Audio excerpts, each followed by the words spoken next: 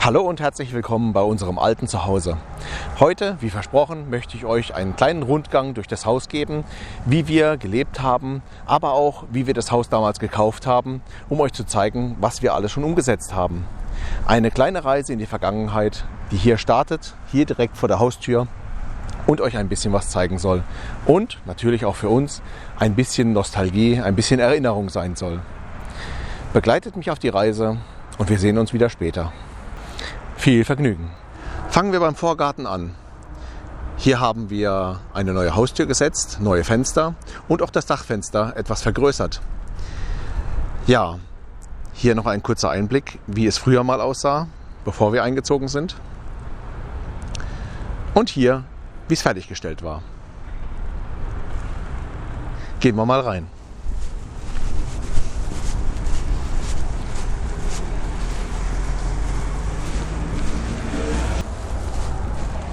Ich habe sie schon extra offen gelassen, die Tür. Sind jetzt im Windfang.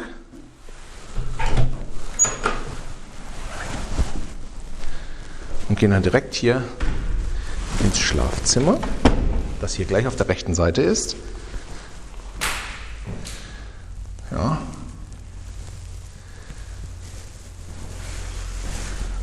So, und in etwa aus der Position habe ich die meisten Bilder gemacht, die ich euch jetzt zeige. So hat es ausgesehen, als wir es gekauft haben. So haben wir es renoviert. So war die Renovierung fertig. So haben wir gelebt. Dann gab es ein kleines Problem. Wir hatten ein Gewitter gehabt, da war das Fenster offen, da ist Wasser eingedrungen. Da haben wir den ganzen Boden wieder rausreißen müssen und haben uns dazu entschlossen, ein neues Schlafzimmer zu bauen. Deswegen haben wir alles raus, das seht ihr jetzt. Und haben neuen Boden gelegt. Und so haben wir dann gelebt. So, gehen wir mal weiter. Hier geht es dann nach oben. Die Treppenstufen vom Schlafzimmer aus. Geht es dann hier nach oben in den Flur. Ja, hier hat sich auch einiges getan. Zeige ich euch jetzt. So sah es aus. So haben wir renoviert. Und so haben wir gelebt. So, gehen wir mal weiter nach oben. Hier direkt auf der rechten Seite ist unser Badezimmer gewesen, wobei es ist immer noch. Und auch hier zeige ich euch. So sah es aus. So haben wir renoviert. So haben wir gelebt. So, dann gehen wir zu Vinzens Zimmer. Hier seht ihr noch den Namen. Vincent. Und hier ist das Zimmer. Und auch wieder. So sah es aus, als wir es gekauft haben. Das war die Renovierungsphase. So war es renoviert. Und so haben wir gelebt. So, gehen wir mal weiter rein. Und jetzt drehe ich mich mal hier. Hier ist ein Balkon. Der war hier vorher auch nicht gewesen, wie ihr auf den Bildern gesehen habt. Den haben wir auch extra machen lassen, damit beide Kinder gleichberechtigt sind. So, und hier geht es eigentlich nach draußen. Es ist sehr kahl. Und jetzt zeige ich euch wieder. So sah es vorher aus, als wir es gekauft haben. So sah es in der Renovierungsphase aus. So war es renoviert. Und so haben wir gelebt. Gehen wir mal ein bisschen weiter. Wieder aus dem Schlafzimmer, Kinderzimmer von Vincent raus. Hier gleich rechts ist mein Büro gewesen. So. Und auch hier. So haben wir es gekauft. Das war in der Renovierungszeit. So war es renoviert. Und so haben wir gelebt.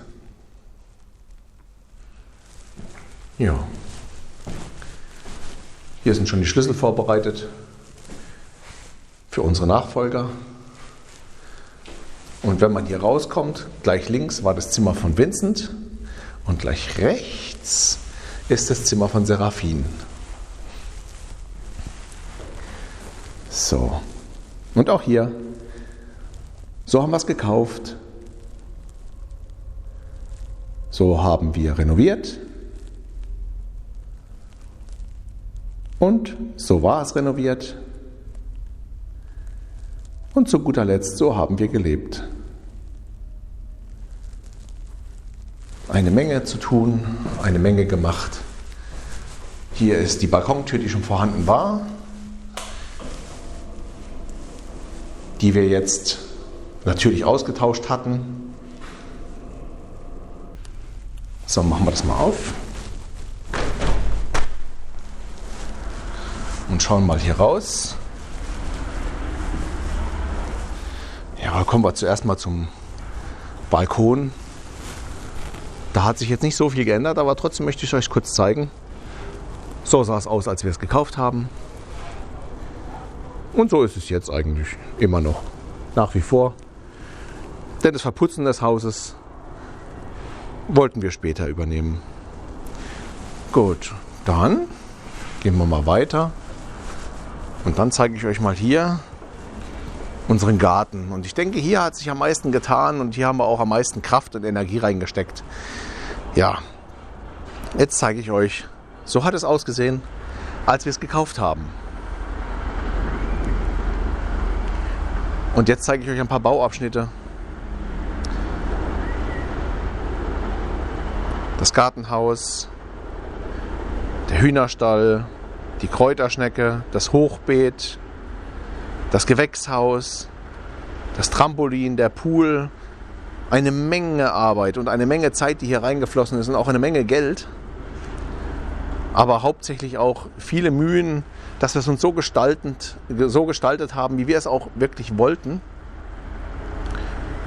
Und zum Schluss hat es uns wirklich sehr gut hier gefallen. Dann gehen wir mal wieder rein.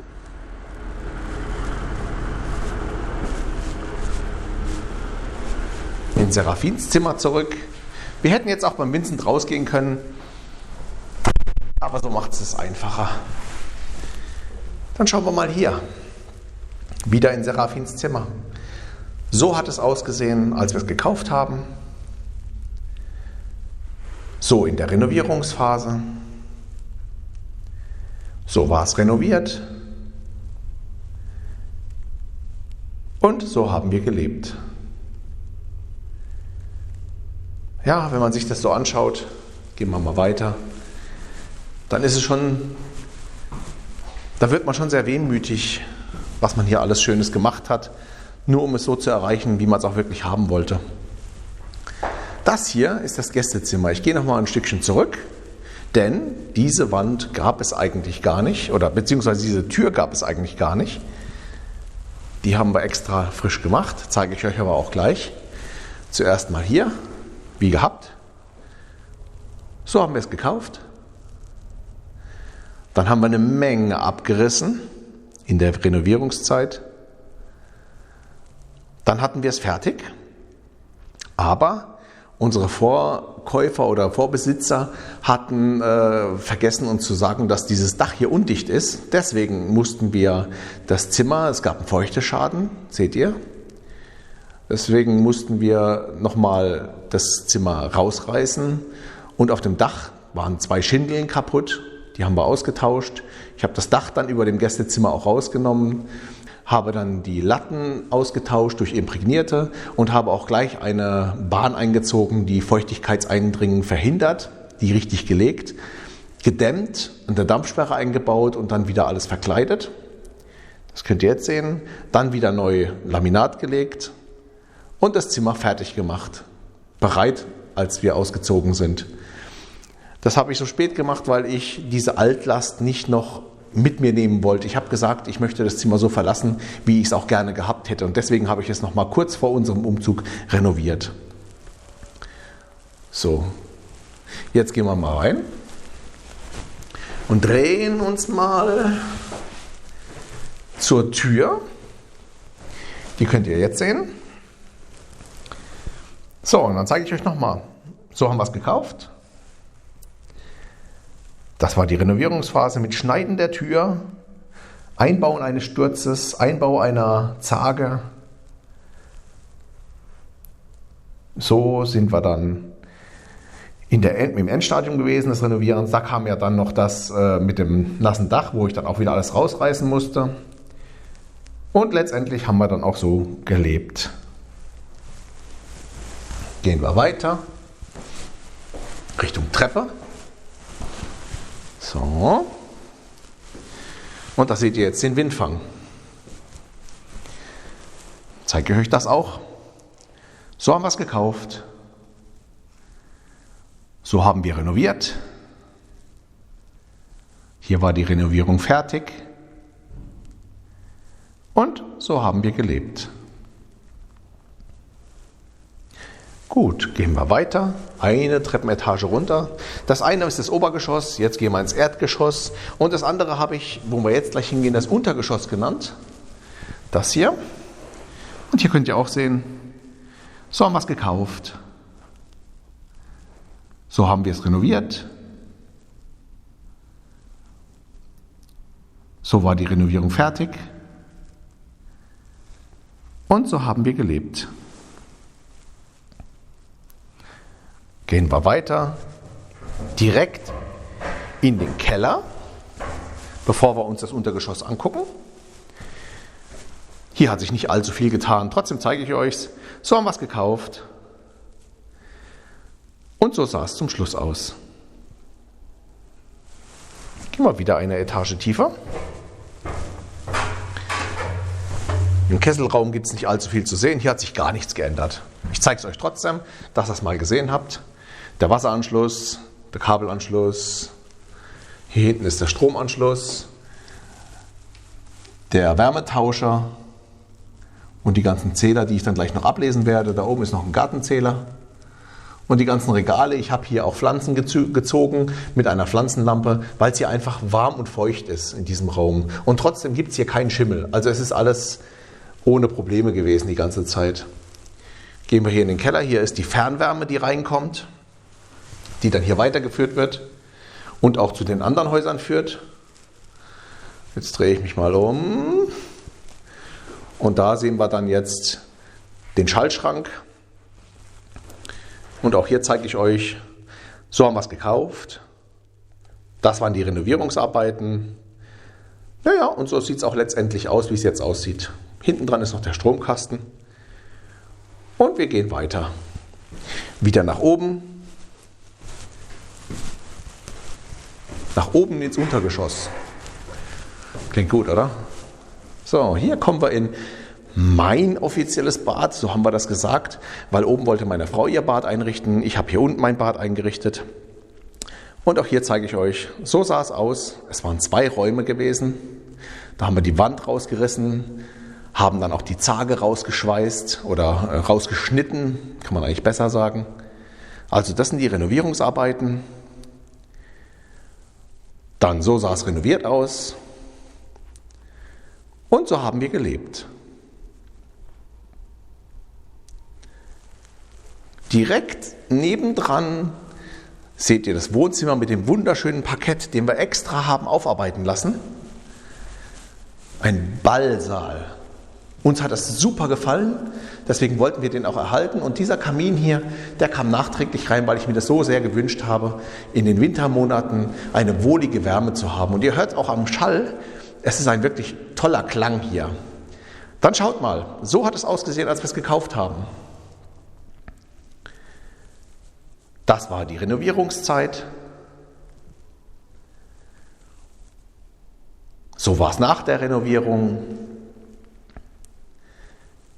Und so haben wir gelebt. Dann zeige ich euch mal noch die andere Seite. Gehen wir mal außen rum. Da ist das riesen Panoramafenster, das wir auch haben neu machen lassen, weil das andere einfach schon trüb war. Da hängen noch alte Baumreste von unserem vorherigen Garten, vom Vorbesitzer dran, mit Eibe und Wacholder. Die wollte ich behalten, wollte sie als Erinnerung hier behalten, dass man weiß, wie es früher mal hier oder was für Bäume hier gewachsen haben. Es war einfach nur ein Deko-Element und es hat uns eigentlich ganz gut gefallen. Hier seht ihr wieder, wie es ausgesehen hat, als wir es gekauft haben.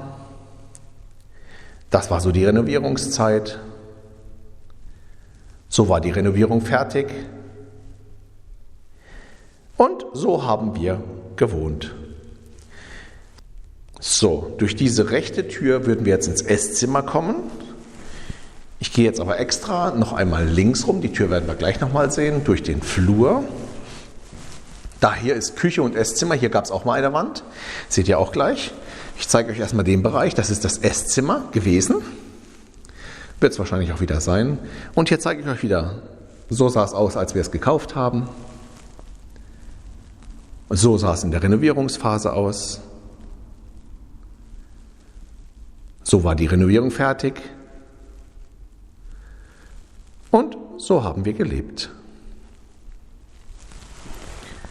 So, hier haben wir die Terrassentür. Da gehen wir dann auch gleich noch raus. Ich möchte jetzt aber zuerst hier auf der linken Seite euch die Küche zeigen. Genau so. Und wieder. So haben wir es gekauft. So sah es in der Renovierungszeit aus. Das hier war nach der Renovierung. Dann wurde die Küche eingebaut. Und so haben wir gelebt. Gehen wir ein bisschen weiter, ums Eck. Und dann seht ihr hier hinten die weitere Küche. Und auch hier zeige ich euch kurz, so haben wir es gekauft. So wurde renoviert. Das seht ihr auch, das mit der Wand. Das wird ihr auch rausgenommen haben, was auch eine ziemliche Arbeit war. So war es fertig renoviert. Und so haben wir gelebt. Okay, dann sind wir eigentlich im Haus fertig. Kleiner Schwenk Richtung Garten. Das war so der Ausblick, den wir jeden Tag hatten, wenn wir gefrühstückt, Mittag gegessen und Abend gegessen haben. Und da gehen wir jetzt mal raus. Dann habt ihr hier auf der linken Seite ein Holzregal, das wir immer schön befüllt haben für Feuerholz, für unseren Kamin, die Minze und unsere ganzen schönen Bäumchen und Pflänzchen, die wir haben.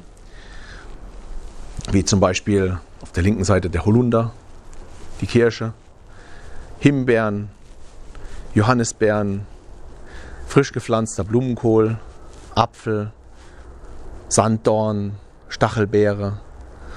Ja, und auf der rechten Seite haben wir den Bambus hinter der Gartenküche. Dann haben wir überall Currykraut stehen. Einen Ginkgo, der jetzt gerade seine Blätter verloren hat, der ist hier hinten dran. Dann den Eukalyptus, der so groß war wie, noch kleiner als ich. Der hat jetzt bestimmt seine 5 Meter, wenn nicht sogar 6. Dann haben wir die Harlekinweide, eine Azalee und eine Mädchenkiefer. Aber da gehen wir gleich hin. Und überall haben wir Regentonnen stehen, damit wir das Regenwasser nutzen können. So, und die Gartenküche sollte irgendwann noch eine Kochplatte kriegen, einen Wasserkocher kriegen, sodass wir dann auch hier draußen kochen können und uns versorgen können, während die Kinder im Garten spielen. Die Idee ist erst dieses Jahr entstanden und wir haben erst im Frühling diese Gartenküche gebaut, wollten die in diesem Sommer aber noch weiter ausbauen. Dazu ist es jetzt leider nicht mehr gekommen. Ein Wasserspiel für die Kinder. Gehen wir mal den Weg lang. Hier standen immer sehr viele Kübelpflanzen. Das Hochbeet, die Pergola, die ein bisschen japanisch angehaucht ist, dadurch, dass wir es angemalt haben. Ja, und hier haben wir den Hühnerstall. Ich zeige euch mal 1, 2 Bilder, wie wir den Hühnerstall gebaut haben. Zuerst war es nur ein kleiner, dann haben wir ein Netz über einen Hasendraht gespannt. Aber darunter sind dann irgendwie immer die Vögel gegangen und Katzen und haben gesagt, wir brauchen was Stabiles. Also haben wir das weggerissen und haben was Neues, Stabiles gebaut, was ihr jetzt sehen könnt. und haben einen Wein dran gepflanzt. Und unsere Hühner waren da auch schon drin und sind auch immer mal wieder rausgekommen. So, und jetzt könnt ihr sehen, der Wein ist schon gut gewachsen. Der ist auch dieses Jahr erst reingekommen. Unsere Hühner sind nicht mehr da. Der Hühnerstall verwaist. Der kleine Hühnerstall, den wir ursprünglich gekauft haben, der ist jetzt bei der Schwiegermutter. Ja. Dann haben wir hier unseren Komposthaufen, unseren guten Grill. Den nehmen wir leider auch nicht mit. Mit so viel Geschmack. Ja, alte Sachen nimmt man immer gerne mit. Ja, und hier seht ihr unser Gewächshaus. Zeige ich euch auch mal, wie wir das gebaut haben. Es war auch eine Heidenarbeit gewesen, aber ich will dieses Gewächshaus nicht mehr missen. Es ist echt klasse gewesen. Auch im Sommer, nicht nur im Winter. Und da seht ihr noch, wie wir es gebaut haben. Dann haben wir auch ein Gerüst reingebaut. Und auch schon die ersten Pflanzen angepflanzt. So, schaut mal hier mit. Denn es ist tatsächlich immer noch was am Wachsen.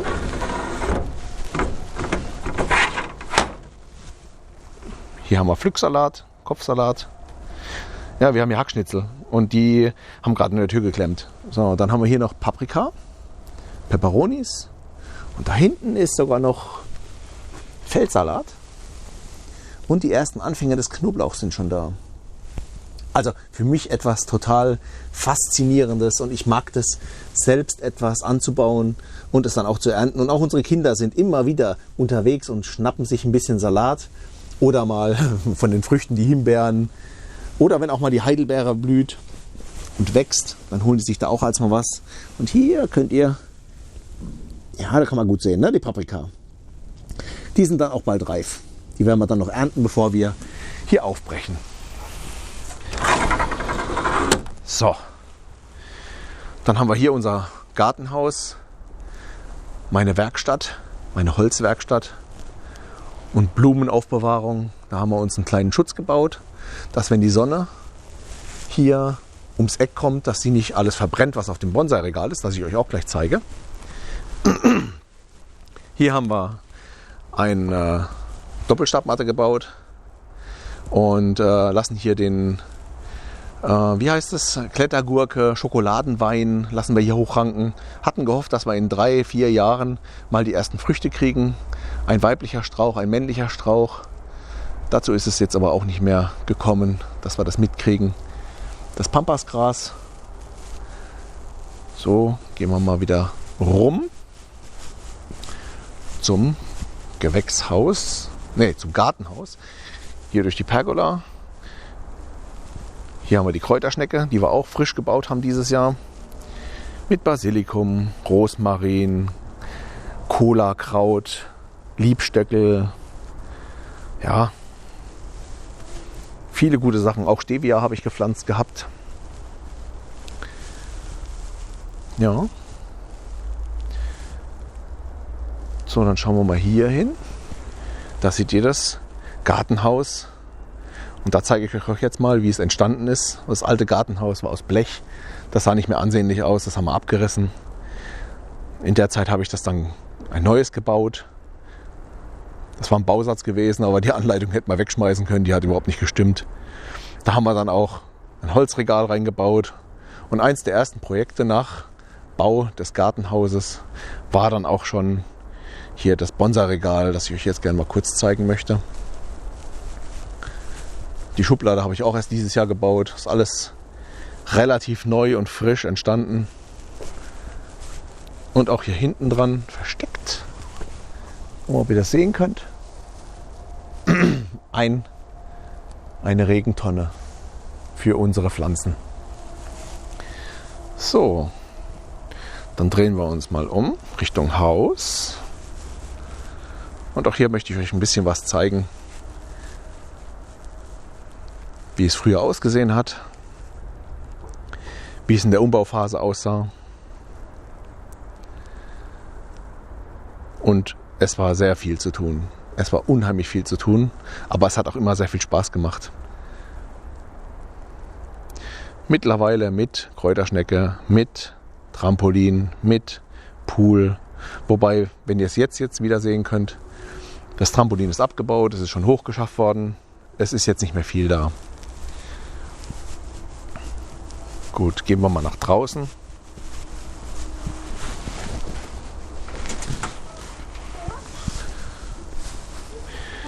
Hier ist der Gartenweg, wo unsere Kinder immer Fahrrad gefahren sind.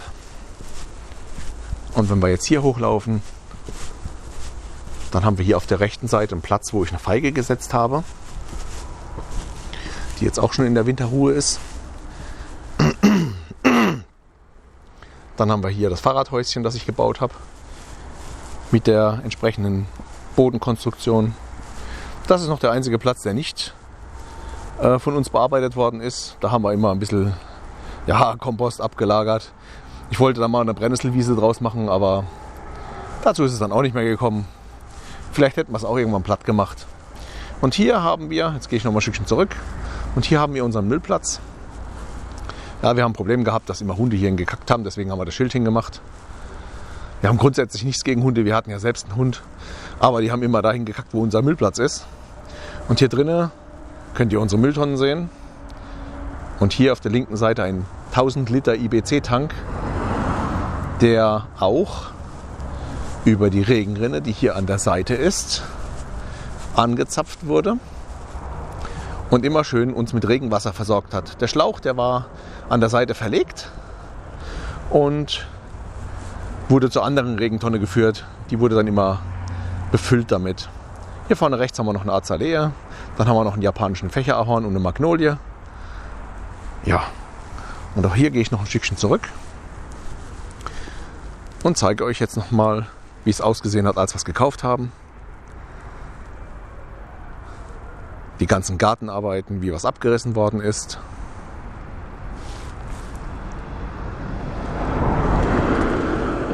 Und jetzt, wie es ausgesehen hat, bevor wir gefahren sind. So, und jetzt könnt ihr den aktuellen Stand sehen.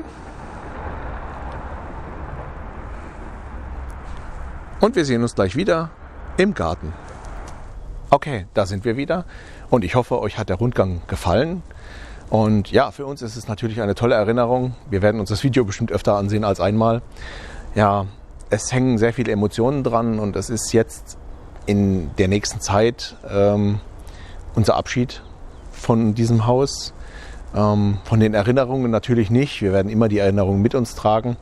Wir finden es schade umzuziehen, aber es war nötig. Und wir finden es auch wichtig und wir werden uns dort oben an der Ostsee auch etwas ganz Tolles aufbauen, was wir euch ja dann auch zeigen möchten. Ja, wir schauen immer mit einem lachenden und einem weinenden Auge zurück, natürlich. Es sind viele Erinnerungen hier, unsere Kinder sind hier groß geworden und wir werden hier einiges vermissen. Das auf jeden Fall. Aber das Leben geht weiter, wir sind weiter auf der Reise und wir werden bestimmt wieder glücklich werden, dort wo wir hinziehen. Da sind wir uns ganz sicher. Gut. Ich hoffe, ihr bleibt uns treu, meinem Kanal treu. Ich hoffe, ihr abonniert auch den Kanal, wie immer. Aktiviert das Glöckchen und gebt mir einen Daumen hoch, wenn euch das Video gefallen hat. Und wenn es euch nicht gefallen hat, gebt einen Daumen runter. Hauptsache, ihr meldet euch, schreibt vielleicht auch einen Kommentar drunter. Und dann sehen wir uns beim nächsten Mal. Macht's gut, euer Oliver. Bis zum nächsten Mal.